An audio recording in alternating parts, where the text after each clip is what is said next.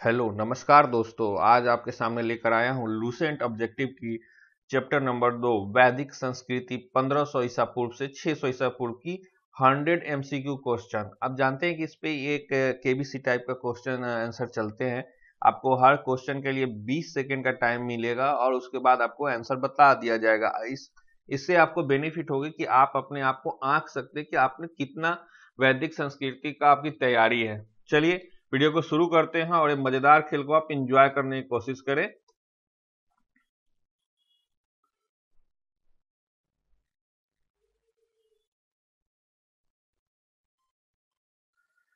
जैसा कि आप देख रहे हैं स्क्रीन पे कि आप क्वेश्चन के साथ ऊपर में स्टार और 20 लिखा हुआ एक बॉक्स लगा हुआ है। ये टाइमर लगा हुआ है, 20 सेकेंड का टाइमर है दोस्तों। ये जब भी आपके साथ क्वेश्चन का ऑप्शन आएंगे तो ये टाइमर चलने लगेगा और ये आपको 20 सेकेंड के अंदर जवाब आपको देने पड़ेंगे और उसके बाद ये आपको खुद आंसर बता देगा। ये इसलिए है ताकि हमें अपने आप को रिवाइज करने का, रिकॉल करने का मौका मिले कि हमारी क्या तैयारी है, हमें कितना गेस करने आता है ऑप्शन देकर, ताकि आप एग्जाम में घबराए नहीं और गलती ना करें। तो आप चलिए मैं आपको क्वेश्चन आंसर का सिलसिला शुरू करते हैं। क्वेश्चन है, पूर्व वैदिक या ऋग वैदिक संस्कृति का काल किसे माना जाता है? पूर्व वैदिक या ऋग वैदिक संस्कृति का काल किसे माना जाता है? दोस्तों मैं ये अब ऑप्शन आएंगे उसके साथ टाइमर चलने लगेगा। ए 1500 ईसा पूर्व से 1000 ईसा पूर्व, बी 1000 ईसा पूर्व से 600 ईसा पूर्व, सी 600 ईसा पूर्व से 600 ईस्वी, डी 2000 ईसा पूर्व से 1800 ईसा पूर्व। पूर्व वैदिक या ऋग वैदिक संस्कृति का काल किसे माना जाता है? सही जवाब है इसका ए 1500 ईसा पूर्व से 1000 ईसा पूर्व। ये बहुत ही मजेदार है, आपको बहुत अच्छे रिवाइज करने का मौका मिलेगा, अपने आप को आंकने का मौका मिलेगा। इस वीडियो को लास्ट तक देखें और अपने ज्ञान में वृद्धि करें। चलिए अगला क्वेश्चन देखते हैं। और मैं एक बात बता दूं कि इसके सारे आंसर जो है आपको डिस्क्रिप्शन में मिल जाएंगे, आपको चिंता करने की जरूरत नहीं है। इसके सारे आंसर आपको डिस्क्रिप्शन में ऑप्शन वाइज दिए गए हैं, आप मिला सकते हैं। अपने कॉपी पर पेन आउट करके 1 से 100 तक लिख लीजिए और आप मिला सकते हैं कि आपका कितना सही हुआ। ठीक है। उत्तर वैदिक संस्कृति का काल किसे माना जाता है? उत्तर वैदिक संस्कृति का काल किसे माना जाता है? ऑप्शन है ए 1500 ईसा पूर्व से 1000 ईसा पूर्व, बी 1000 ईसा पूर्व से 600 ईसा पूर्व, सी 600 ईसा पूर्व से 600 ईस्वी, डी इनमें से कोई नहीं। उत्तर वैदिक संस्कृति का काल किसे माना जाता है? 5 सेकेंड से भी कम रह गए हैं दोस्तों, जैसा कि आप ऊपर देख रहे हैं कि टाइमर चल रहा है। बी 1000 ईसा पूर्व से 600 ईसा पूर्व। अगला प्रश्न देखते हैं। आर्य शब्द का शाब्दिक अर्थ है, आर्य शब्द का शाब्दिक अर्थ है ए वीर योद्धा, वीर या योद्धा, बी श्रेष्ठ या कुलीन, सी यज्ञकर्ता या पुरोहित, डी विद्वान। आर्य शब्द का शाब्दिक अर्थ क्या है? वीर या योद्धा, बी श्रेष्ठ या कुलीन, सी यज्ञकर्ता या पुरोहित, डी विद्वान। 3 सेकंड से भी कम रह गया, जैसा कि आप बॉक्स देख रहे हैं। बी आर्य शब्द का अर्थ है श्रेष्ठ या कुलीन, इसका आंसर होगा बी। अगला प्रश्न देखते हैं। प्रारंभिक आर्यों के बारे में निम्न कथनों में से कौन सा सही है? प्रारंभिक आर्यों के बारे में निम्न कथन, जो आपको 4 ऑप्शन नीचे आएंगे, कौन सा सही नहीं है? नहीं है पर ध्यान दीजिए। आपके सामने ऑप्शन ए रहे, वे संस्कृत बोलने वाले थे, वे घुड़सवारी किया करते थे, वे कई झुंडों में भारत पहुंचे, डी वे मुख्यतः नगरों में निवास करते थे। प्रारंभिक आर्यों के बारे में कौन सा कथन सही नहीं है, इस पर ध्यान दीजिए। वो संस्कृत बोलने वाले थे, वे घुड़सवारी किया करते थे, वे कई झुंडों में भारत पहुंचे, डी वे मुख्यतः नगरों में निवास करते थे। तो डी वे मुख्यतः नगरों में निवास करते थे। प्रारंभिक आर्यों के बारे में कौन सा कथन गलत है? कि वो मुख्यतः नगरों में निवास करते थे। चलिए अगला प्रश्न देखते हैं। इनमें से किस फसल का ज्ञान वैदिक काल के लोगों को लिए नहीं था? इनमें से किस फसलों का ज्ञान वैदिक काल के लोगों को नहीं था? ऑप्शन ए रहे, जौ का ज्ञान नहीं था, बी गेहूं का ज्ञान नहीं था, सी चावल का ज्ञान नहीं था, डी तंबाकू का ज्ञान नहीं था। इनमें से किस फसल का ज्ञान, जो नीचे ऑप्शन दिए हुए हैं, वैदिक काल के लोगों को नहीं था? जौ का, बी गेहूं का, सी चावल, डी तंबाकू। इसका सही जवाब होगा डी उन्हें तंबाकू का ज्ञान नहीं था। वैदिक ज्ञान, जो वैदिक काल के लोगों को तंबाकू का ज्ञान नहीं था। अगला प्रश्न देखते हैं, उत्तर वैदिक काल के वेद विरोधी और ब्राह्मण विरोधी धार्मिक अध्यापकों को किस नाम से जाना जाता था? उत्तर वैदिक काल में वेद विरोधी और ब्राह्मण विरोधी धार्मिक अध्यापकों को किस नाम से जाना जाता था? आपके सामने यह ऑप्शन है, ए यजमान, बी श्रमण, सी अर्थवहन, डी श्रेष्ठिनी। ए यजमान, बी श्रमण, सी अथर्वण, डी श्रेष्ठिन। उत्तर वैदिक काल के वेद विरोधी और ब्राह्मण विरोधी धार्मिक अध्यापकों को किस नाम से जाना जाता था? तो उनको बी श्रमण नाम से जाना जाता था। अगला प्रश्न देखते हैं, वैदिक गणित का महत्वपूर्ण अंग है। वैदिक गणित का महत्वपूर्ण अंग है, ए शतपथ ब्राह्मण, बी अथर्ववेद, सी शुल्क सूत्र, डी छांदोग्य उपनिषद। ए शतपथ ब्राह्मण, बी अथर्ववेद, सी शुल्क सूत्र, डी छांदोग्य उपनिषद। वैदिक गणित का महत्वपूर्ण अंग कौन सा है इनमें? तो वैदिक गणित का महत्वपूर्ण अंग है सी शुल्क सूत्र। शुल्क सूत्र सी, इसका आंसर सी होगा। अगला प्रश्न देखते हैं, किस वेद में प्राचीन वैदिक युग की संस्कृति के बारे में सूचना दी गई है? किस वेद में प्राचीन वैदिक युग की संस्कृति के बारे में सूचना दी गई है? ये रहे ऑप्शन, ए ऋग्वेद में, बी यजुर्वेद में, सी अथर्ववेद में, डी सामवेद में। किस वेद में प्राचीन वैदिक युग की संस्कृति के बारे में सूचना दी गई है? आपके सामने ऑप्शन है, ए ऋग्वेद, बी यजुर्वेद, सी अथर्ववेद, डी सामवेद। जवाब देने की कोशिश करें। ए ऋग्वेद। ए ऋग्वेद। ऋग्वेद में प्राचीन वैदिक युग की संस्कृति के बारे में बतलाया गया है। अगला प्रश्न देखते हैं, वेदों की संख्या कितनी है? वेदों की संख्या कितनी है? ए रहे ऑप्शन, ए 2 वेद हैं, बी 3 वेद है, सी 4 वेद हैं, डी 5 वेद है। वेदों की संख्या कितनी है? ए 2 वेद, बी 3 वेद, सी 4 वेद, डी 5 वेद। 5 सेकेंड से भी कम रह गए, आप सोचें, अपने आप राइट डाउन करें कॉपी पे कि 9 का कौन सा उत्तर होगा। सी 4 वेद है। वेदों की संख्या कितनी है? तो 4 है। अगला प्रश्न देखते हैं, कौन से 3 वेद संयुक्त रूप से त्रयी या वेद तनयी कहलाते हैं? कौन सा वेद संयुक्त रूप से त्रयी या वेद तनयी कहलाते हैं?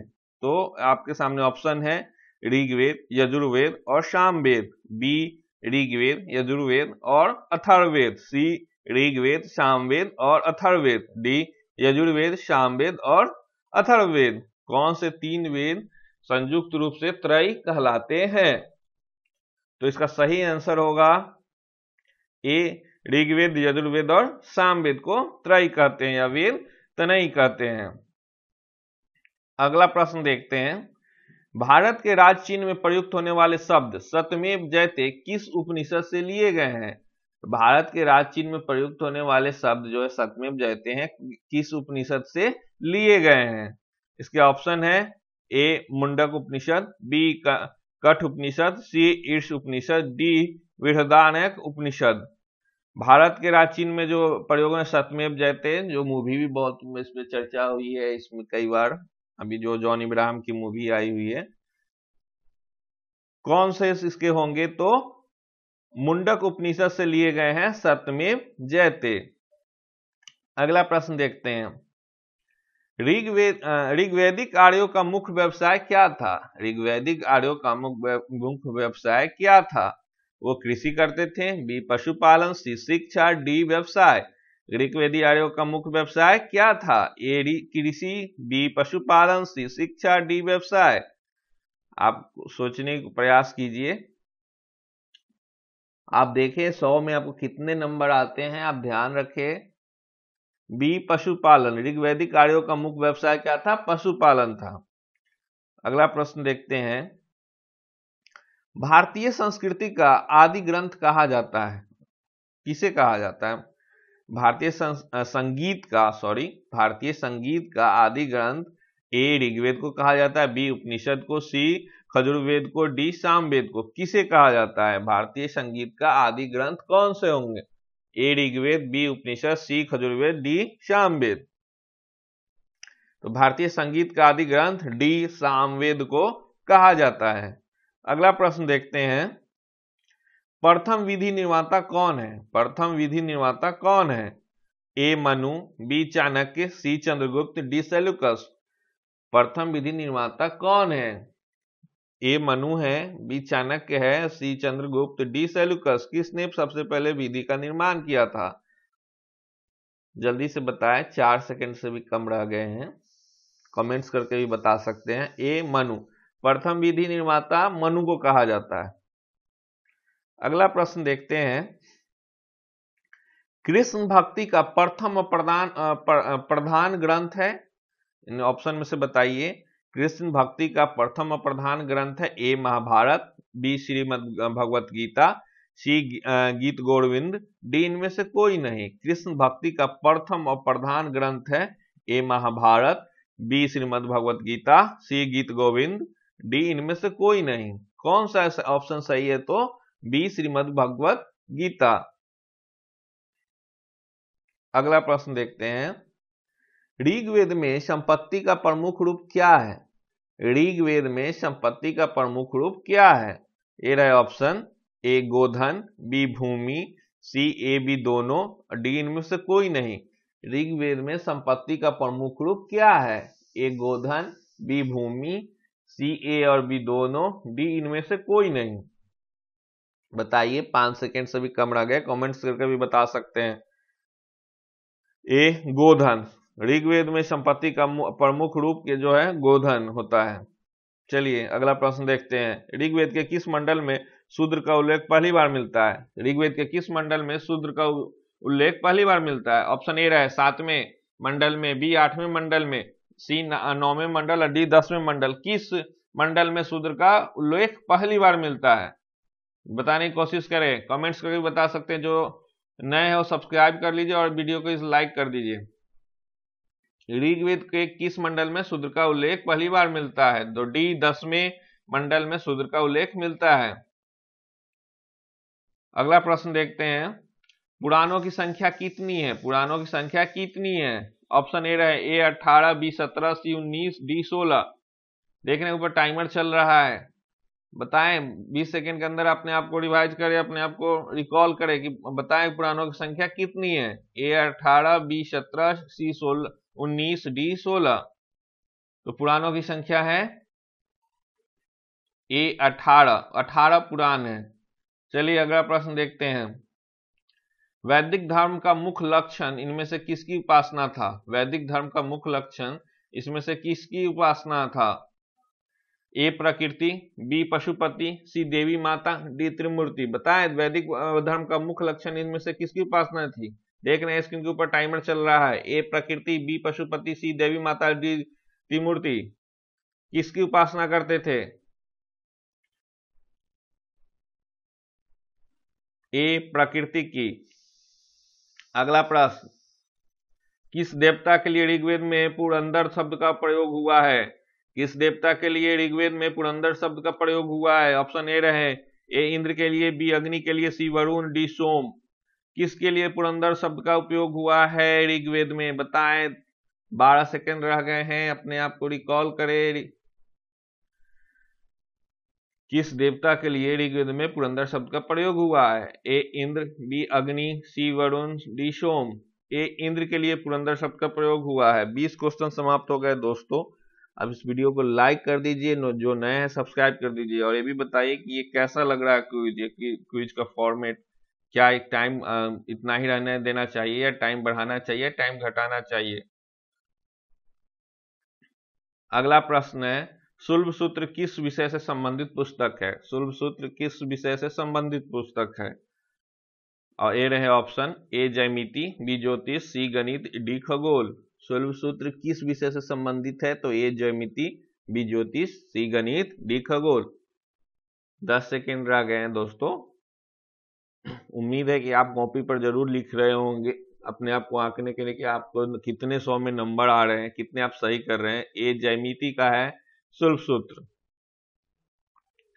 अगला प्रश्न देखते हैं, अशतो माँ सदमय तमसो माँ ज्योतिर्मय मृत्यो माँ अमृतगमय कहाँ से लिया गया है? अश्मतो माँ सदमय तमसो माँ ज्योतिर्मय मृत्यो माँ अमृतगमय कहाँ से लिया गया है? तो ऑप्शन ए रहे, ए उपनिषद से, बी वेदांग से, सी महाकाव्य से, डी पुराण से।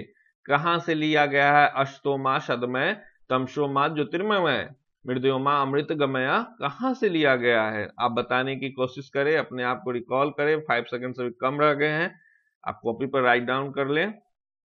ये उपनिषद से लिया गया है।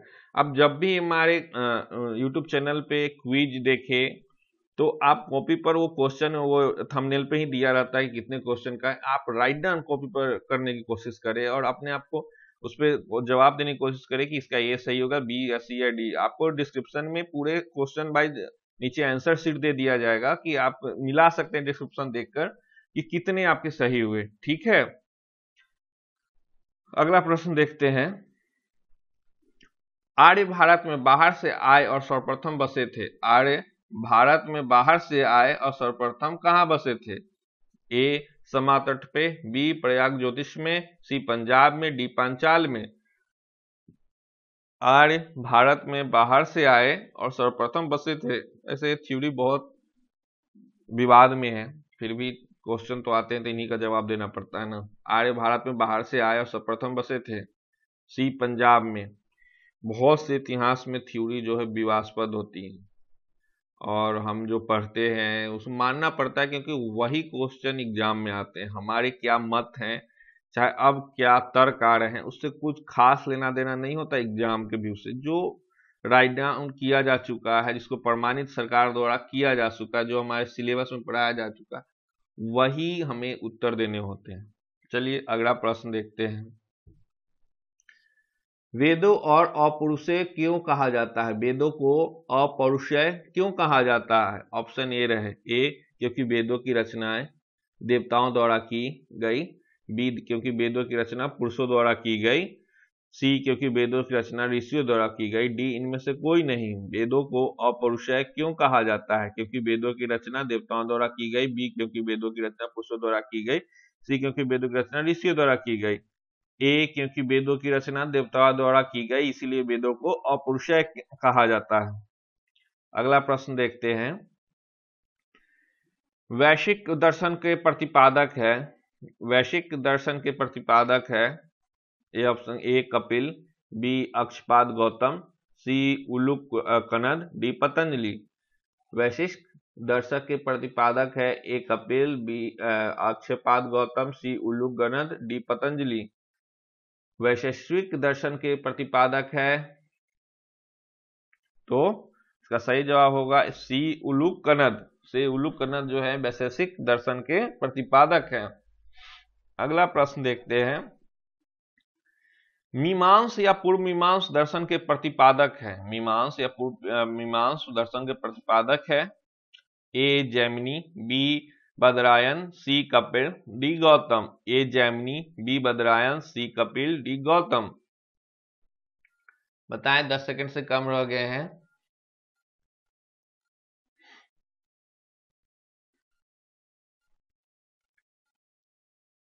इसका सही जवाब होगा जैमिनी, ए जैमिनी। मीमांस या पूर्व मीमांस दर्शन के प्रतिपादक है ए जैमिनी।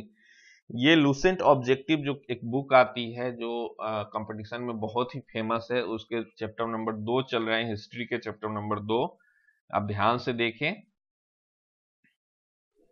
वेदांत या उत्तर मीमांस दर्शन के प्रतिपादक है, वेदांत या उत्तर मीमांस दर्शन के प्रतिपादक है option A Jaimini, B Badarayana, C Buddha, D Mahavira.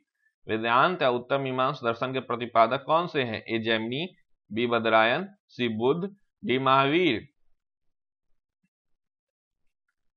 5 second से कम रह गए हैं। बी बदरायन, वेदांत या उत्तर मीमांसा दर्शन के प्रतिपादक बदरायन है। अगला प्रश्न देखते हैं, ऋग्वेद का कौन सा मंडल पूर्णतः सोम को समर्पित है? ऋग्वेद का कौन सा मंडल पूर्णतः सोम को समर्पित है? ए 7वां मंडल, बी 8वां मंडल, सी 9वां मंडल, डी 10वां मंडल। बताएं कौन सा मंडल पूर्णतः सोम को समर्पित है। 10 सेकंड से भी कम का टाइम रह गए हैं। ऋग्वेद का कौन सा मंडल पूर्णतः सोम को समर्पित है? तो सी, नौवां मंडल जो ऋग्वेद का है वो पूर्णतः सोम को समर्पित है। अगला प्रश्न देखते हैं। प्रसिद्ध 10 राजाओं का युद्ध दशराज युद्ध किस नदी के तट पर लड़ा गया? प्रसिद्ध 10 राजाओं का युद्ध दशराज युद्ध किस नदी के तट पर लड़ा गया? ऑप्शन ए रहे गंगा नदी के तट पे, बी ब्रह्मपुत्र नदी के तट पे, सी कावेरी नदी के तट पे, डी परुष्णी नदी के तट पे। प्रसिद्ध 10 राजाओं का युद्ध दशराज युद्ध किस नदी के तट पर लड़ा गया? ए गंगा, बी ब्रह्मपुत्र, सी कावेरी, डी परुष्णी। डी परुष्णी नदी के तट पे लड़ा गया प्रसिद्ध 10 राजाओं का युद्ध, जिसे क्या कहते हैं?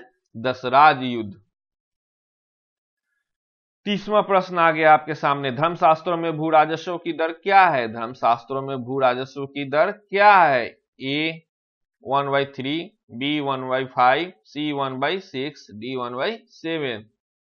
धर्मशास्त्रों में भू राजस्व की दर क्या है? ए 1/3, बी 1/5, सी 1/6, डी 1/7। धर्मशास्त्रों में भू राजस्व की दर क्या है बताने की कोशिश करें। सी 1/6। धर्मशास्त्रों में भू राजस्व की दर 1/6 है। 800 ईसा पूर्व से 600 ईसा पूर्व का काल किस युग से जुड़ा हुआ है? ब्राह्मण युग, सूत्र युग, रामायण युग या महाभारत युग? 800 ईसा पूर्व से 600 ईसा पूर्व का काल किस युग से जुड़ा हुआ है? ब्राह्मण युग, सूत्र युग, सी रामायण युग, डी महाभारत युग। दोस्तों आप जानते ही हैं कि जो ईसा पूर्व जो है वो काल पीछे की तरफ चलता है। 800 यानी पहले आएगा, उसके बाद 600 आएगी। ए ब्राह्मण युग। 800 ईसा पूर्व से 600 ईसा पूर्व का काल ब्राह्मण युग से जुड़ा हुआ है। अगला प्रश्न देखते हैं। किस काल में अछूत की अवधारणा स्पष्ट रूप से उदित हुई? किस काल में अछूत की अवधारणा स्पष्ट रूप से उदित हुई? ए ऋग्वैदिक काल में, बी उत्तर वैदिक काल में, डी उत्तर गुप्त काल में, सी उत्तर गुप्त काल में, डी धर्मशास्त्र के काल में। किस काल में अछूत की अवधारणा स्पष्ट रूप से उदित हुई है? ऋग्वैदिक काल, उत्तर वैदिक काल, उत्तर गुप्त काल या धर्मशास्त्र के काल में? तो डी धर्मशास्त्र के काल में अछूत की अवधारणा स्पष्ट रूप से उदित हुई है। गायत्री मंत्र देवी स्मृति की संबोधित किस पुस्तक में मिलता है? ए ऋग्वेद, बी यजुर्वेद, सी उपनिषद, डी भगवत गीता। गायत्री मंत्र देवी सरस्वती सावित्री के संबोधित किस पुस्तक में मिलता है? तो ए ऋग्वेद, बी यजुर्वेद, सी उपनिषद, डी भगवत गीता। गायत्री मंत्र किस पुस्तक में मिलता है बताने की कोशिश करें। तो ऋग्वेद में गायत्री मंत्र मिलता है। अगला प्रश्न है। न्याय दर्शन को प्रचारित किया था? न्याय दर्शन को प्रचारित किया था ए चाविक ने, बी गौतम ने, सी कपिल ने, डी जैमिनी ने। किसने न्याय दर्शन को प्रचारित किया था? चाविक, गौतम, कपिल या जैमिनी? 5 सेकंड से भी कम रह गए हैं। ऊपर में देख रहे हैं कि टाइमर चल रहा है, स्टार कम हो रहे हैं। बी गौतम ने न्याय दर्शन को प्रचारित किया था। अगला प्रश्न देखते हैं। प्राचीन भारत में निष्क से जाने जाते थे? प्राचीन भारत में निष्क से जाने जाते थे ए स्वर्ण आभूषण, बी गाय, सी तांबे के सिक्के, डी चांदी के सिक्के। प्राचीन भारत में निष्क से नाम से जाने जाते थे क्या? ए स्वर्ण आभूषण या बी गाय या सी तांबे के सिक्के, डी चांदी के सिक्के? क्या जाने जाते थे? 5 सेकंड से कम रह गए हैं बताने के लिए। ए स्वर्ण आभूषण, ए स्वर्ण आभूषण। निष्क किसे कहा जाता था? तो स्वर्ण आभूषण को। अगला प्रश्न है। योग दर्शन के प्रतिपादक है? योग दर्शन के प्रतिपादक है पतंजलि, बी गौतम, सी जैमिनी, डी शंकराचार्य। योग दर्शन के प्रतिपादक हैं। ये बहुत ही सिंपल सा जो क्वेश्चन है और इसका जवाब लगभग सभी को पता होगा। मैं देखता हूँ, कमेंट्स करके भी बताइएगा कि 36 नंबर क्वेश्चन का आंसर क्या होगा। ओके, तो योग दर्शन के प्रतिपादक पतंजलि हैं। उपनिषद पुस्तकें हैं, उपनिषद पुस्तकें हैं धर्म पर, बी योग पर, सी विधि पर, डी दर्शन पर। उपनिषद पुस्तक किस पे आधारित है? धर्म पे आधारित है, योग पे, या विधि पर, या दर्शन पर। उपनिषद पुस्तकें हैं धर्म पर, बी योग पर, सी विधि पर, डी दर्शन पर। तो डी दर्शन पर, उपनिषद पुस्तकें दर्शन पे है। अगला प्रश्न देखते हैं, आरंभिक वैदिक साहित्य में सर्वाधिक वर्णित नदी है। आरंभिक वैदिक साहित्य में सर्वाधिक वर्णित नदी है, ए सिंधु, बी शतुद्री, सी सरस्वती, डी गंगा। आरंभिक वैदिक साहित्य में सर्वाधिक वर्णित नदी कौन सी है? सिंधु नदी है, शतुद्री नदी है, सी सरस्वती नदी है, डी गंगा नदी है। आरंभिक वैदिक साहित्य में सर्वाधिक वर्णित नदी कौन सी है? किसकी सब? ए सिंधु नदी की चर्चा बहुत बार की गई है। उपनिषद काल के राजा अक्षपति शासक थे। उपनिषद काल के राजा अक्षपति शासक थे। काशी के अक्षपति थे, बी कैकेय के थे, सी पंचाल के थे, या डी विदेह के थे। उपनिषद काल के राजा अक्षपति शासक थे कहाँ के? ए काशी के, बी कैकेय के, सी पंचाल के, डी विदेह के। उपनिषद काल के राजा कहाँ के अक्षपति शासक थे? तो बी कैकेय के थे। अगला प्रश्न देखते हैं, अध्यात्म ज्ञान के विषय में नचिकेता और यम का संवाद किस उपनिषद में प्राप्त होता है? अध्यात्म ज्ञान के विषय में नचिकेता और यम का संवाद किस उपनिषद में प्राप्त होता है?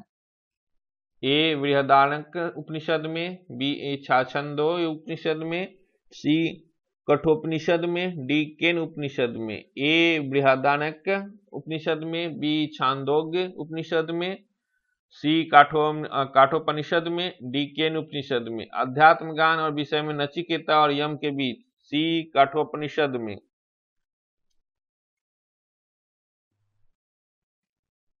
अगला प्रश्न है, वैदिक नदी कुंभा काबुल का स्थान कहाँ निर्धारित होना चाहिए? वैदिक नदी कुंभा काबुल का स्थान, जिसे काबुल का स्थान कहाँ निर्धारित होना चाहिए? ए अफगानिस्तान में, बी चीनी तुर्किस्तान में, सी कश्मीर में, डी पंजाब में। बहुत ही सिंपल सा इसका जवाब है, वैदिक नदी कुंभा का स्थान कहाँ निर्धारित होना चाहिए? ए अफगानिस्तान, बी चीनी तुर्किस्तान, सी कश्मीर, डी पंजाब। ए अफगानिस्तान में। कपिल मुनि द्वारा प्रतिपादित दार्शनिक प्रणाली है। कपिल मुनि द्वारा प्रतिपादित दार्शनिक प्रणाली है, ए पूर्व मीमांसा, सी सांख्य दर्शन, सी न्याय दर्शन, डी उत्तर मीमांसा। कपिल मुनि द्वारा प्रतिपादित दार्शनिक प्रणाली है पूर्व मीमांसा, सी सांख्य दर्शन, सी न्याय दर्शन, डी उत्तर मीमांसा। बी सांख्य दर्शन, कपिल मुनि द्वारा प्रतिपादित है सांख्य दर्शन। अगला प्रश्न है, भारत के किस स्थल की खुदाई से लौह धातु के प्रचलन के प्राचीनतम प्रमाण मिले हैं? भारत के किस स्थल की खुदाई से लौह धातु के प्रचलन के प्राचीनतम प्रमाण मिले हैं? आपके सामने ऑप्शन है, तक्षशिला की खुदाई से, बी अंतरंजी खेड़ा की खुदाई से, सी कौशाम्बी के खुदाई से, या डी हस्तिनापुर के खुदाई से लौह धातु के प्रचलन के प्राचीनतम प्रमाण मिले हैं। 5 सेकंड से भी कम रह गए हैं। बी अंतरजीखेड़ा के खुदाई से हमें लौह धातु के प्रचलन के प्राचीनतम प्रमाण मिले हैं। अगला प्रश्न है, निम्नलिखित में किसका संकलन ऋग्वेद पर आधारित है? जो 4 ऑप्शन आएंगे उसके देख बताना है कि किसका संकलन ऋग्वेद पर आधारित है। ए यजुर्वेद, बी सामवेद, डी अथर्ववेद, सी अथर्ववेद, डी इनमें से कोई नहीं। किसका संकलन ऋग्वेद पर आधारित है? यजुर्वेद का, सामवेद का, डी अथर्ववेद का, या इनमें से कोई नहीं। निम्नलिखित में किसका संकलन ऋग्वेद पर आधारित है? तो बी सामवेद का संकलन ऋग्वेद पर आधारित है। अगला प्रश्न देखते हैं, निम्नांकित में कौन प्रस्थानत्रयी में शामिल नहीं है? निम्नांकित में कौन, जो ऑप्शन आएंगे उसको देख कर बताना है आपको कि प्रस्थानत्रयी में शामिल नहीं है। तो भागवत नहीं शामिल है, सी भगवत गीता नहीं, भगवती गीता नहीं शामिल है, सी ब्राह्मण सूत्र नहीं, और डी उपनिषद नहीं। कौन सा प्रस्थान त्रय में शामिल नहीं है? भागवत, बी भगवत्या, सी ब्राह्मण सूत्र, डी उपनिषद। तो ए भागवत जो है प्रस्थान त्रय में शामिल नहीं है। अगला प्रश्न देखते हैं, चरक संहिता नामक पुस्तक किस विषय से संबंधित है? चरक संहिता, ए अस्त्रशास्त्र से संबंधित पुस्तक, बी राजनीतिक से, सी चिकित्सा, डी धर्म। चरक बहुत ही प्रचलित जो है हमारे इतिहास के व्यक्ति हैं, जिनके बारे में आप जानते ही होंगे। चरक का नाम कोई पहली बार आप नहीं सुन रहे होंगे। चरक संहिता नामक पुस्तक सी चिकित्सा पे आधारित है। अगला प्रश्न है, कर्म का सिद्धांत संबंधित है। कर्म का सिद्धांत न्याय से संबंधित है, मीमांसा से संबंधित है, वेदांत से संबंधित है, डी वैशिक से संबंधित है। कर्म का सिद्धांत क्या चीज से संबंधित है? न्याय से, मीमांसा से, या सी वेदांत, और डी वैशिक से? बताने की कोशिश करें, कर्म का सिद्धांत किस चीज से संबंधित है? 5 सेकेंड से कम रह गए हैं। कर्म का सिद्धांत बी मीमांसा से संबंधित है। अगला प्रश्न देखते हैं, यज्ञ संबंधी विधि विधानों का पता चलता है। यज्ञ संबंधी विधि विधानों का पता चलता है क्या चीज से? तो ए ऋग्वेद से, बी सामवेद से, डी ब्राह्मण ग्रंथों से, डी यजुर्वेद से। यज्ञ संबंधी विधि विधानों का क्या से पता चलता है? ऋग्वेद से पता चलता है कि बी सामवेद से पता चलता है, सी ब्राह्मण ग्रंथों से, या डी यजुर्वेद से? 7 सेकेंड से भी कम रह गया। आपको अपने राइट डाउन करिए कॉपी पे, देखिए कितना सही होता है आपका। यज्ञ संबंधित है, यजुर्वेद से संबंधित है यज्ञ संबंधी विधि विधान। 49वां प्रश्न है, वैदिक युगीन सभा। वैदिक युगीन सभा गांव के व्यवसायी लोगों की संस्था थी, राज दरबार होता था, सी मंत्रिपरिषद थी, या डी राज के समस्त लोगों की एक राष्ट्रीय सभा थी? वैदिक युगीन सभा किसे कहा जाता था? ए ग्रामीण गांव के व्यवसायिक लोगों की संस्था थी, बी राज दरबार होता था, सी मंत्रिपरिषद, डी राज के समस्त लोगों की राष्ट्रीय सभा की? तो सी मंत्रिपरिषद थी वैदिक युग में सभा। 50वां प्रश्न है आपके सामने, वैदिक युग में प्रचलित लोकप्रिय शासन प्रणाली थी। वैदिक युग में प्रचलित लोकप्रिय शासन प्रणाली थी।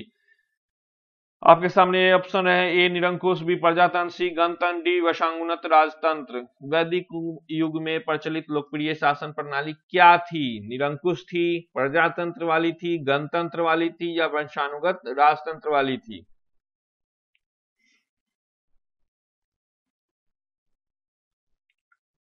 तो गणतंत्र थी। वैदिक युग में प्रचलित लोकप्रिय शासन गणतंत्र थी। दोस्तों 50 क्वेश्चन कंप्लीट हो गया। आप लोगों से रिक्वेस्ट है कि आप इस वीडियो को जरूर लाइक कर दें, और जो नए हैं सब्सक्राइब कर दें। ऐसे ही आपको लूसेंट से संबंधित, करेंट अफेयर से संबंधित यहाँ डेली अपडेट होते हैं वीडियो, आप जरूर आकर देखें। आपको आपके ज्ञान में, आपके एग्जाम क्रैक करने में बहुत हेल्प मिलेगी। सबसे प्राचीन वेद कौन सा है? ऋग्वेद, यजुर्वेद, सामवेद, अथर्ववेद। सबसे प्राचीन वेद कौन सा है? आपको ऐसा लग रहा होगा कि 20 सेकेंड बहुत काफी टाइम है, लेकिन कुछ क्वेश्चन ऐसे होते हैं जिनके लिए 20 सेकेंड कम पड़ते हैं, इसलिए 20 सेकेंड एक बहुत ठीक टाइम है जिसे आप अपने हर क्वेश्चन को ठीक से देख ले। कभी कभी होता है कि सिंपल क्वेश्चन भी हम हड़बड़ी में गलत कर देते हैं। सबसे प्राचीन वेद ऋग्वेद है। कौन भारतीय दर्शन की आरंभिक विचारधारा है? कौन भारतीय दर्शन की आरंभिक विचारधारा है? ए सांख्य, बी वैशिक, सी मीमांसा, डी योग। कौन भारतीय दर्शन की आरंभिक विचारधारा है? ए सांख्य है, बी वैशिक है, सी मीमांसा है, डी योग है। कौन सा है बताने की कोशिश करें। 5 सेकेंड से भी कम रह गए हैं। भारतीय दर्शन की आरंभिक विचारधारा क्या है? ए सांख्य है। सांख्य, योग, न्याय, वैशेषिक, मीमांसा एवं वेदांत, इन 6 भिन्न भारतीय दार्शनिक स्पष्ट रूप से अभिव्यक्ति हुई है। सांख्य, योग, न्याय, वैशेषिक, मीमांसा एवं वेदांता, इन 6 भिन्न भारतीय दर्शनों की स्पष्ट रूप से अभिव्यक्ति हुई है वैदिक युग में, गुप्त युग में, श्री कुषाण युग में, डी मौर्य युग में। किस युग में 6 भारतीय दर्शनों की स्पष्ट रूप से अभिव्यक्ति हुई है? वैदिक युग में हुई है, गुप्त काल में, श्री कुषाण युग में, डी मौर्य युग में। ए वैदिक युग में। सांख्य, योग, न्याय, वैशेषिक, मीमांसा एवं वेदांत, इन 6 भारतीय दर्शनों की स्पष्ट रूप से व्यक्ति वैदिक युग में हुई है। अगला प्रश्न देखते हैं, वह दस्तकारी कौन सी है जो आर्यों द्वारा व्यवहार में नहीं लाई गई थी? वह दस्तकारी कौन सी है जो आर्यों द्वारा व्यवहार में नहीं लाई गई थी? ए मृदभांड पॉटरी जिसे कहते हैं, बी आभूषण, सी बढ़ईगिरी जो काष्ठकीर्ता, डी लुहार जो लोहारगिरी लोहार जो वह दस्तकारी कौन सी है जो आर्यों द्वारा व्यवहार में नहीं लाई गई है? तो डी लोहारगिरी। अगला प्रश्न देखते हैं, ऋग्वेद के किन 6 मंडल को वश मंडल, गोत्र मंडल कहा जाता है? ऋग्वेद के किन 6 मंडलों को वश मंडल, गोत्र मंडल कहा जाता है? दूसरे मंडल से 7वें मंडल तक, 1वें मंडल से 6वें मंडल तक, तीसरे मंडल से 8वें मंडल तक, डी चौथे मंडल से 9वें मंडल तक। किन 6 मंडलों को वश मंडल, गोत्र मंडल कहा जाता है? तो ए दूसरे मंडल से 7वें मंडल तक। अगला प्रश्न देखते हैं, किस वेद में जादुई माया और वशीकरण का वर्णन है? किस वेद में जादुई माया और वशीकरण का वर्णन है? ए ऋग्वेद, बी यजुर्वेद, सी सामवेद, डी अथर्ववेद। किस वेद में जादुई माया और वशीकरण का वर्णन है? बताए। ए ऋग्वेद, बी यजुर्वेद, सी सामवेद, डी अथर्ववेद। 8 सेकंड से कम रह गए हैं, बहुत सिंपल सा जवाब है इसका, डी अथर्ववेद। अथर्ववेद में जादुई माया और वशीकरण का वर्णन है। अगला प्रश्न देखते हैं, आर्य शब्द इंगित करता है, आर्य शब्द इंगित करता है निर्जाति समूह को, बी भाषा समूह को, सी श्रेष्ठ वंश समूह को, डी यायावरी जन को। आर्य शब्द इंगित करता है निर्जाति समूह को, बी भाषा समूह को, सी श्रेष्ठ वंश को, डी यायावरी जन को। आर्य शब्द इंगित करता है श्रेष्ठ वंश को, सी श्रेष्ठ वंश। अगला प्रश्न है, ऋग्वेद में कुल कितने मंडल है? ऋग्वेद में कुल कितने मंडल है? ए 7 मंडल है, बी 8 मंडल है, सी 9 मंडल है, या डी 10 मंडल है? बताए। ऋग्वेद में कुल कितने मंडल है? ए 7 मंडल, बी 8 मंडल, सी 9 मंडल, डी 10 मंडल। ऋग्वेद में कुल 10 मंडल है, डी 10 मंडल। आर्य भारत में संभवतः आए, आर्य भारत में संभवतः यूरोप से आए, बी मध्य एशिया से आए, आर्य भारत में सी पूर्व एशिया से आए, डी अन्य क्षेत्रों से आए। बताएं, आर्य भारत में संभवतः कहां से आए थे? ए यूरोप से आए थे, बी मध्य एशिया से, सी पूर्वी एशिया से, डी अन्य क्षेत्रों से। तो आर्य भारत में संभवतः मध्य एशिया से आए थे। अगला प्रश्न देखते हैं, कौन सा वेद अशंत गद्य रूप में रचित है? कौन सा वेद अशंत गद्य रूप में रचित है? ऑप्शन ए रहे, ए ऋग्वेद, बी यजुर्वेद, सी सामवेद, डी अथर्ववेद। कौन सा वेद अशंत गद्य रूप में रचित है? ए ऋग्वेद में, बी यजुर्वेद में, सी सामवेद में, डी अथर्ववेद में। 5 सेकंड से कम रह गए हैं। बी यजुर्वेद में। कौन सा वेद अशंत गद्य रूप से भी गद्य रूप में रचित है? तो यजुर्वेद में। अगला प्रश्न है, सभा और समिति प्रजापति की 2 पुत्रियां थी का उल्लेख किस वेद में मिलता है? सभा और समिति प्रजापति की 2 पुत्रियां थी का उल्लेख किस वेद में मिलता है? ए ऋग्वेद में, बी यजुर्वेद में, सी सामवेद, डी अथर्ववेद में। प्रजा और समिति प्रजापति की 2 पुत्रियां थी का उल्लेख किस वेद में मिलता है? 5 सेकंड से भी कम रह गए हैं।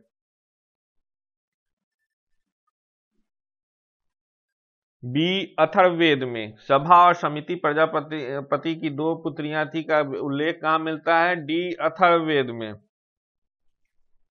ऋग्वैदिक युग की प्राचीनतम संस्था कौन सी थी? ऋग्वैदिक युग की प्राचीनतम संस्था कौन सी थी? ए सभा थी, बी समिति थी, सी विदथ थी, डी परिषद थी। ऋग्वैदिक युग की प्राचीनतम संस्था कौन सी थी? ए सभा, बी समिति, सी विदथ, डी परिषद। ऋग वैदिक युग की प्राचीनतम संस्था कौन सी थी? ए सभा, बी समिति, सी विदत। वैदिक युग की प्राचीनतम संस्था सी विदत थी। अगला प्रश्न देखते हैं, ब्राह्मण ग्रंथों में सर्वाधिक प्राचीन कौन है? ब्राह्मण ग्रंथों में सर्वाधिक प्राचीन कौन है?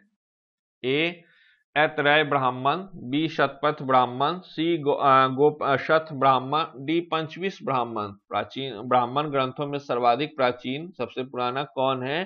ब्राह्मण ऐतरेय ब्राह्मण, बी शतपथ ब्राह्मण, सी गोपशथ ब्राह्मण, डी पंचविश ब्राह्मण। बी शतपथ ब्राह्मण। ब्राह्मण ग्रंथों में सर्वाधिक प्राचीन कौन है? तो शतपथ ब्राह्मण। अगला प्रश्न देखते हैं, गोत्र व्यवसाय प्रचलन में कब आई? गोत्र व्यवसाय प्रचलन में कब आई? ए ऋग वैदिक काल में, बी उत्तर वैदिक काल में, सी महाकाव्य काल में, डी शूद्र काल में। गोत्र व्यवस्था प्रचलन में कब आई थी? ए ऋग वैदिक काल, उत्तर वैदिक काल, सी महाकाव्य काल में, या डी शूद्र काल में। बी उत्तर वैदिक काल में गोत्र व्यवस्था प्रचलन में आई थी। अगला प्रश्न देखते हैं, अनुलोम विवाह का अर्थ है। अनुलोम विवाह का अर्थ है, आपके सामने ऑप्शन रहे, ए उच्च वर्ण पुरुष की निम्न वर्ण नारी के साथ विवाह को अनुलोम विवाह कहते हैं, बी निम्न वर्ण पुरुष का उच्च वर्ण नारी के साथ विवाह को कहते हैं अनुलोम विवाह, सी उच्च वर्ण पुरुष का उच्च वर्ण नारी के साथ विवाह को कहते हैं, डी निम्न वर्ण पुरुष का निम्न वर्ण नारी के साथ विवाह को कहते हैं। इसका सही आंसर होगा ए उच्च वर्ण पुरुष का निम्न वर्ण नारी के साथ विवाह को अनुलोम विवाह कहते हैं। वैदिक युग में यव कहा जाता था। वैदिक युग में यव कहा जाता था, ए गेहूं को, बी जौ को, सी चावल, डी इनमें से कोई नहीं।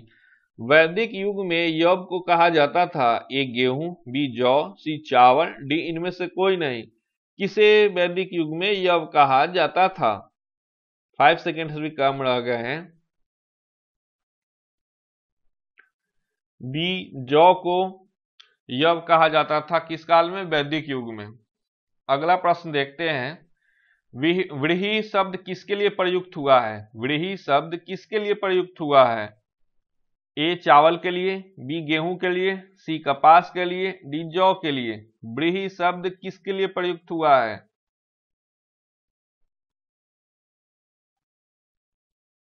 8 सेकेंड से भी कम रह गए हैं। व्रीहि शब्द किसके लिए प्रयुक्त हुआ है? ए चावल, बी गेहूं, सी कपास, डी जौ। ए चावल के लिए। व्रीहि शब्द चावल के लिए प्रयुक्त हुआ है। प्राचीनतम व्यवसाय अष्टाध्यायी के रचनाकर हैं। प्राचीनतम व्याकरण, माफ कीजिएगा, प्राचीनतम व्याकरण अष्टाध्यायी के रचनाकर है। एक गौतम जी ने किया था, बी कपिल मुनि ने, सी पतंजलि ने, डी पाणिनि ने। प्राचीनतम व्याकरण अष्टाध्यायी के रचनाकर कौन है? एक गौतम, बी कपिल, सी पतंजलि, डी पाणिनि। तो डी पाणिनि जो है अष्टाध्यायी के रचनाकर हैं। अगला प्रश्न देखते हैं, निम्न में से कौन सी स्मृति प्राचीनतम है? निम्न में कौन सी स्मृति प्राचीनतम है? मनु स्मृति, बी नारद स्मृति, सी पराशर स्मृति, डी याज्ञवल्क्य स्मृति। कौन सी स्मृति प्राचीनतम है बताने की कोशिश करें। जो भी कोई लोग थोड़ा भी पुराण के बारे पढ़े होंगे उनको पता होगा। कौन सी स्मृति? मनु स्मृति सबसे प्राचीनतम। 17वां प्रश्न है, आदि काव्य की संज्ञा किसे दी जाती है? आदि काव्य की संज्ञा किसे दी जाती है? ए रामायण, बी महाभारत, सी गीता, डी भागवत पुराण। आदि काव्य की संज्ञा किसे दी जाती है? आंसर देने की कोशिश करें। ए रामायण, बी महाभारत, सी गीता, डी भागवत पुराण। आदि काव्य की संज्ञा किसे दी जाती है? ए रामायण को। अगला प्रश्न देखते हैं, प्राचीनतम पुराण है। प्राचीनतम पुराण है मत्स्य पुराण, भागवत पुराण, श्री विष्णु पुराण, डी वायु पुराण। कौन से पुराण आप लोगों ने पढ़ लिए हैं कि एक ही ने पुराण आप लोग भी ना पढ़े हैं? प्राचीनतम पुराण ए मत्स्य पुराण है, बी भागवत पुराण है, श्री विष्णु पुराण, डी वायु पुराण। पुराण जरूर पढ़ना चाहिए। ए मत्स्य पुराण, प्राचीनतम पुराण क्या है? मत्स्य पुराण। ऋग्वेद में सबसे पवित्र नदी किसे माना जाता है? ऋग्वेद में सबसे पवित्र नदी किसे माना गया है? ए सिंधु को, बी सरस्वती, सी परुष्णी, डी शतुद्री। ऋग्वेद में सबसे पवित्र नदी, माफ कीजिएगा, ऋग्वेद में सबसे पवित्र नदी किसे माना गया है? ए सिंधु नदी को पवित्र नदी माना गया है, बी सरस्वती नदी को, सी परुष्णी नदी को, डी शतुद्री नदी को सबसे पवित्र नदी माना गया है। बी सरस्वती नदी को सबसे पवित्र नदी माना गया है। वैदिक समाज की आधारभूत इकाई थी, वैदिक समाज की आधारभूत इकाई थी ए कुल कुटुंब, बी ग्राम, सी विष, डी जनेऊ, जनरी, माफ कीजिएगा, डी जनरी। वैदिक समाज की आधारभूत इकाई थी कुल कुटुंब, बी ग्राम, सी विष, डी जनरी। ए कुल कुटुंब वैदिक समाज की आधारभूत इकाई थी। ऋग्वैदिक काल के उस सबसे प्रधान देवता का पहचान करें जिसकी स्तुति में 250 सूक्तों की रचना की गई थी। ऋग्वैदिक काल के उस सबसे प्रधान देवता की पहचान करें जिसकी स्तुति में 250 सूक्तों की रचना की गई थी। ए इंद्र की स्तुति में, बी अग्नि की स्तुति में, सी वरुण की स्तुति में, डी सूर्य की स्तुति में। किसके स्तुति में ऋग्वैदिक काल में प्रधान देवता थे कि 250 स्तुति थी? तो ये इंद्र की स्तुति में। किस वेद में सभा को नरिष्ठ अर्थात सामूहिक वाद विवाद या अनुल्लंघनीय कहा गया है? किस वेद में सभा को नरिष्ठ अर्थात सामूहिक वाद विवाद या अनुल्लंघनीय कहा गया है? तो ये ऋग्वेद में, बी यजुर्वेद में, सी सामवेद में, डी अथर्ववेद में। किस वेद में सभा को नरिष्ठ अर्थात सामूहिक वाद विवाद या अनुल्लंघनीय कहा गया है? तो डी अथर्ववेद में।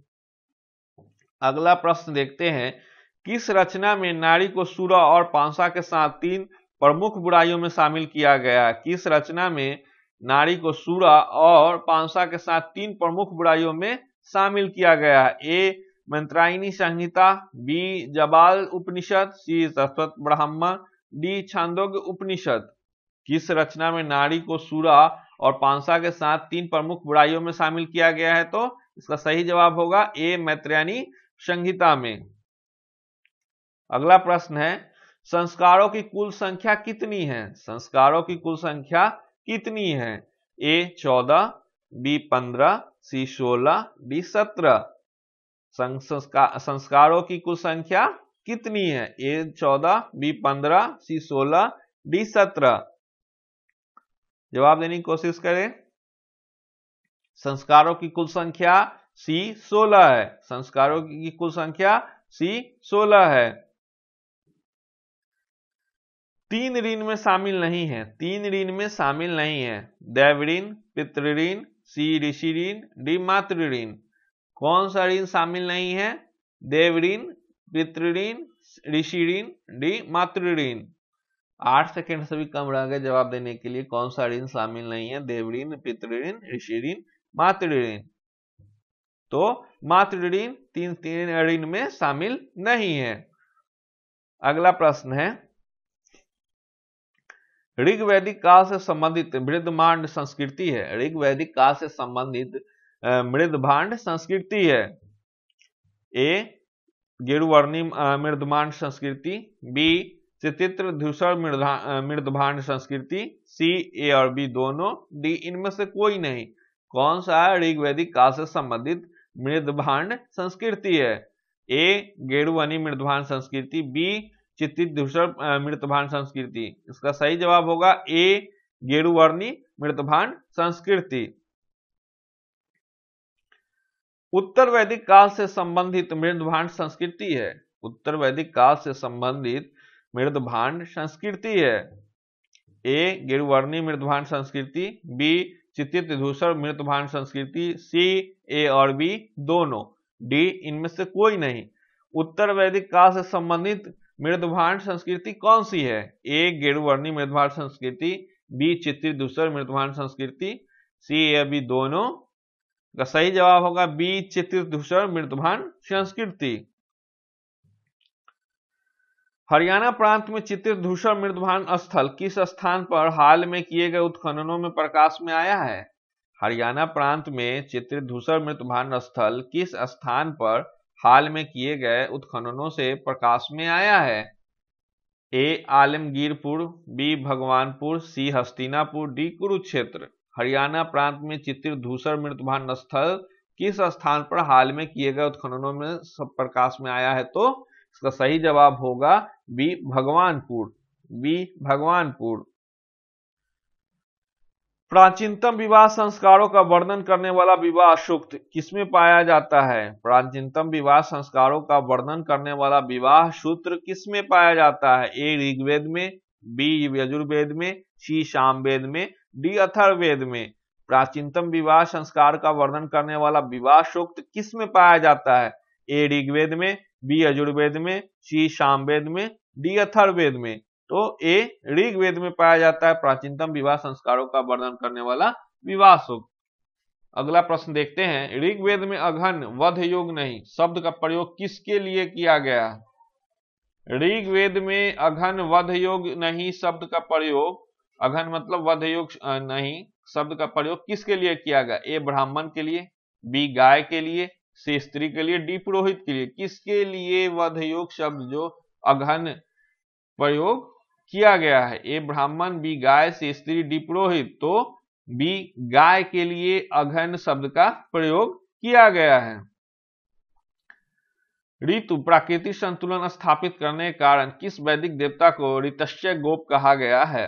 ऋतु प्राकृतिक संतुलन स्थापित करने के कारण किस वैदिक देवता को ऋतस्य गोप कहा गया है? ए इंद्र, बी वरुण, सी सूर्य, डी विष्णु। किसे कहा गया है ऋतु, जिसे प्राकृतिक संतुलन भी कहते हैं, स्थापित करने के कारण किस वैदिक देवता को ऋतस्य गोप कहा गया है? तो इसका सही जवाब होगा बी वरुण को, वरुण को ऋतस्य गोप कहा गया है। अगला प्रश्न देखते हैं, निम्नलिखित में से कौन मूलतः जल या समुद्र का देवता था? निम्नलिखित में से कौन मूलतः जल या समुद्र का देवता था? ए इंद्र, बी नासत्य अश्विन, सी वरुण, डी मित्र। कौन मूलतः जल या समुद्र के देवता थे? तो क्या इंद्र थे? ए, बी नासत्य अश्विन, सी वरुण, डी मित्र। कौन थे जल या समुद्र के देवता? तो सी वरुण थे। अगला प्रश्न देखते हैं, तीन क्रमों, यह पग भी कहा जाता है, पगों में तीन लोगों को माप लेने के कारण किससे उपक्रम कहा गया है? बहुत ही फेमस क्वेश्चन है। तीन क्रमों मतलब पग में तीनों लोगों का माप लेने के कारण किसे उपक्रम कहा गया है? ए सूर्य को, बी सवित्र को, सी मित्र को, डी विष्णु को। किसे कहा गया है उपक्रम? जो तीन पग में तीनों लोगों का माप ले लेते हैं, तो विष्णु को कहा गया है। 52 अवतार की कहानी है ये। मनुस्मृति मुख्यतः संबंधित है, मनुस्मृति मुख्यतः संबंधित है समाज व्यवस्था से, बी कानून से, सी राजकार्य पद्धति से, डी अर्थशास्त्र से। मनुस्मृति मुख्यतः क्या चीज से संबंधित है? जवाब देने की कोशिश करें। ए समाज व्यवस्था से, बी कानून से, सी राजकार्य पद्धति से, डी अर्थशास्त्र से। तो समाज व्यवस्था से संबंधित है मनुस्मृति। गायत्री मंत्र की रचना किसने की थी? गायत्री मंत्र की रचना किसने की थी? ए गुरु वशिष्ठ ने, बी विश्वामित्र ने, सी इंद्र ने, डी राजा परीक्षित ने। किसने की थी गायत्री मंत्र की रचना? ए वशिष्ठ, बी विश्वामित्र, सी इंद्र, डी परीक्षित। बताएं, 4 सेकंड से भी कम रह गए हैं। बी विश्वामित्र, गायत्री मंत्र की रचना विश्वामित्र ने की थी। अगला प्रश्न देखते हैं, अवेस्ता और ऋग्वेद में समानता है, अवेस्ता किस क्षेत्र से संबंधित है? अवेस्ता और ऋग्वेद में समानता है, अवेस्ता किस क्षेत्र से संबंधित है? भारत से, बी ईरान से, सी इजराइल से, डी मिस्र से। अवेस्ता और ऋग्वेद में समानता है। अवेस्ता किस क्षेत्र से संबंधित है? A Bharat, B Iran, C Israel, D मिस्र। तो अवेस्ता ईरान से संबंधित है। 90 क्वेश्चन है। ऋग्वेद में निम्नलिखित किन नदियों का उल्लेख अफगानिस्तान के साथ आर्यों के संबंध का सूचक है? ऋग्वेद में निम्नांकित किन नदियों का उल्लेख अफगानिस्तान के साथ आर्यों के संबंध का सूचक है? अश्कनी, बी परुष्णी, सी कुंभाक्रम, डी विपास शत्रुद्री। ऋग्वेद में किन दो नदियों का उल्लेख अफगानिस्तान के साथ आर्यों के संबंध का सूचक है? तो सी कुंभाक्रम। अगला प्रश्न देखते हैं, आर्यों के आंकटिक होम सिद्धांत का पक्ष किसने लिया था? आर्यों के आंकटिक होम सिद्धांत का पक्ष किसने लिया था? ए पॉजिटर, बी एसी दास, सी बीजी तिलक, डी जैकोबी। किसने लिया था पक्ष आर्यों के आंकटिक होम सिद्धांत का? ए पॉजिटर, बी एसी दास, सी बीजी तिलक, डी जैकोबी। तो इसका सही जवाब होगा सी बीजी तिलक ने लिया था आर्यों के आंकटिक होम सिद्धांत का पक्ष। पूर्व वैदिक आर्यों की धर्म प्रमुखता था। पूर्व वैदिक आर्यों का धर्म प्रमुखता था भक्ति, बी मूर्ति पूजा और यज्ञ, सी प्राकृतिक पूजा और यज्ञ, डी प्राकृतिक पूजा और भक्ति। पूर्व वैदिक आर्यों की धर्म मुक्ता था भक्ति, मूर्ति पूजा और यज्ञ, सी प्राकृतिक पूजा और यज्ञ, डी प्राकृतिक पूजा और भक्ति। तो इसका सही जवाब होगा सी प्राकृतिक पूजा और यज्ञ। ऋग्वेद में कितने सूक्त हैं? ऋग्वेद में कितने सूक्त हैं? ए 1025, बी 1026, सी 1027, डी 1028। ऋग्वेद में कितने सूक्त हैं? 1025, बी 1026, सी 1027, डी 1028।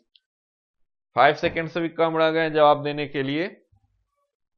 डी 1028। ऋग्वेद में 1028 सूक्त हैं। पतंजलि कौन थे? योगाचार संप्रदाय का एक दार्शनिक, बी आयुर्वेद पर एक पुस्तक का लेखक, सी माध्यमिका संप्रदाय का एक दार्शनिक, डी पानी की संस्कृति व्याकरण अष्टधामी का एक टीकाकार। पतंजलि कौन थे? योगाचार संप्रदाय के एक दार्शनिक, बी आयुर्वेद का एक पुस्तक का लेखन, डी पाणिनि के संस्कृति व्याकरण अष्टाध्यायी का एक टीकाकार। अगला प्रश्न देखते हैं, शतपथ ब्राह्मण से संबंधित राजा विदेह माधव से संबंधित ऋषि थे। शतपथ ब्राह्मण से संबंधित राजा विदेह माधव से संबंधित ऋषि थे। ऋषि भारद्वाज से, ऋषि वशिष्ठ से, ऋषि विश्वामित्र, डी ऋषि गौतम रहुगण से। किससे शतपथ ब्राह्मण से संबंधित राजा विदेह माधव से संबंधित ऋषि थे? तो ऋषि भारद्वाज, बी ऋषि वशिष्ठ, डी ऋषि गौतम रहुगण। शतपथ ब्राह्मण से संबंधित राजा विदेह माधव से ऋषि गौतम रहुगुण ऋषि थे। अगला प्रश्न देखते हैं, कौन सा वेद अशंत गद्य रूप से भी माफ कीजिएगा, कौन सा वेद अशंत गद्य रूप में भी रचित है? ऋग्वेद, यजुर्वेद, सामवेद, अथर्ववेद। कौन सा वेद अशंत गद्य रूप में भी रचित है? ए ऋग्वेद, बी यजुर्वेद, सी सामवेद, डी अथर्ववेद। 10 सेकंड से कम रह गए हैं। कौन सा वेद अशंत गद्य रूप में भी रचित है? ए ऋग्वेद, बी यजुर्वेद, सी सामवेद, डी अथर्ववेद। बी यजुर्वेद।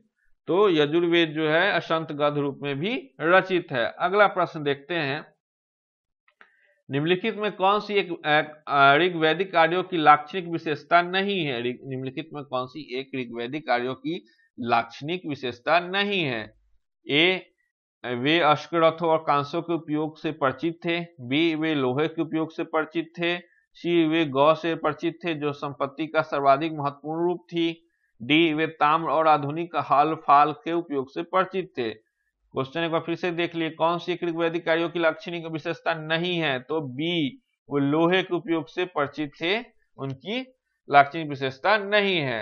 अगला प्रश्न देखते हैं, ये शायद अंतिम प्रश्न है, प्रतिलोम विवाह तब माना जाता था? प्रतिलोम विवाह तब माना जाता था? ए उच्च वर्ग के पुरुष निम्न वर्ग की नारी के साथ विवाह कर लेता था, बी उच्च वर्ग की नारी निम्न वर्ग के पुरुष के साथ विवाह कर लेती थी, सी जब उच्च वर्ण का पुरुष उच्च वर्ण की नारी के साथ विवाह कर लेता था, डी जब निम्न वर्ग के पुरुष निम्न वर्ग की नारी के साथ विवाह कर लेता था।